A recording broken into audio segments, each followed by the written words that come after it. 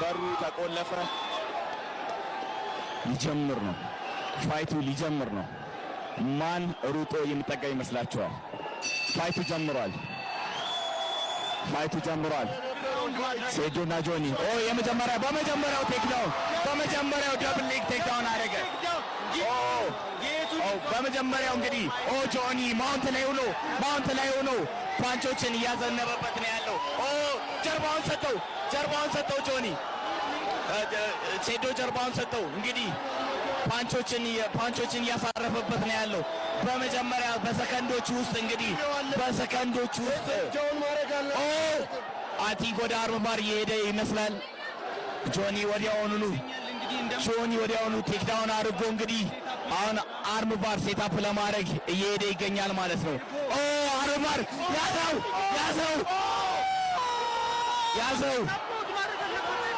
አርም ባር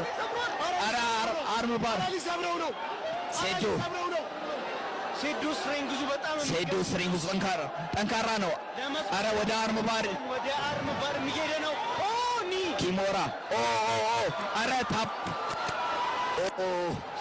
ሚት ለማድረግ የሚመች ሴዶ እስካሁን ድረስ ታፕ አለማድረጉ በጣም አስገራሚ ነው ማለት ነው። እንግዲህ ፉሊ ሎክድ የሆነ ኪሞራ ነው የሞከረው። ምን አይነት ሴዶ ከታች ሴዶ እንግዲህ ጆኒ ከላይ ሆኖ ዶሚኒት ያደረገ ነው ያለው። ይቅርታ ጋይስ በጣም ስሜት ውስጥ ገብቼ ኮሜንቴት በተሳብ ማድረግ አልቻልኩም።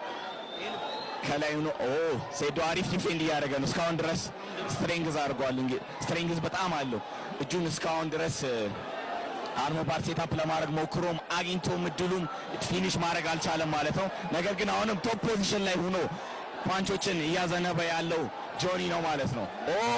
ፓንች እያደረገው ነው፣ ኤልቦ እያደረገው ነው።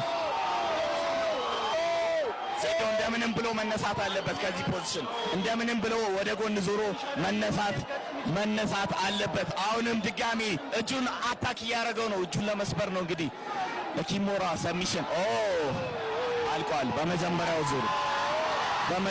ዙር አልቋል። ጆኒ በመጀመሪያው ዙር አሸንፏል።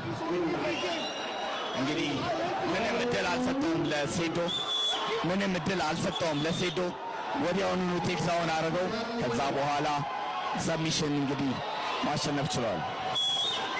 በኪሞራ ሰሚሽን ሴዶ ቨርሰስ ጆኒ